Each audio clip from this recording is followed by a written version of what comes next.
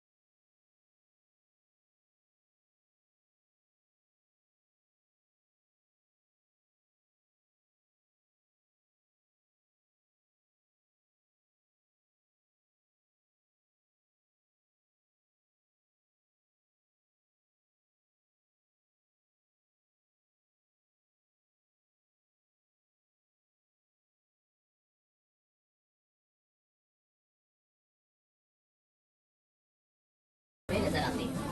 उस्मान इसे हकीकत बताने का कहता है, खातून इसको हकीकत जानने के लिए अपने साथ आने का कहती है और उस्मान को अपने शेख के पास ले जाती है,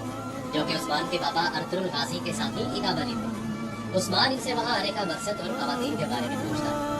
शेख इदाब अली उस्मान को अपनी बेटी बाला और उसके साथी गोंचा और साथी नाहिब नार्स के बारे में बताते हैं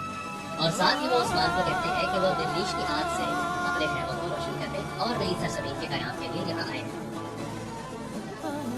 और उस्मान को इस मुकद्दस मिशन में शामिल होने की दावत देते हैं, जो कि उस्मान कबूल कर लेता है।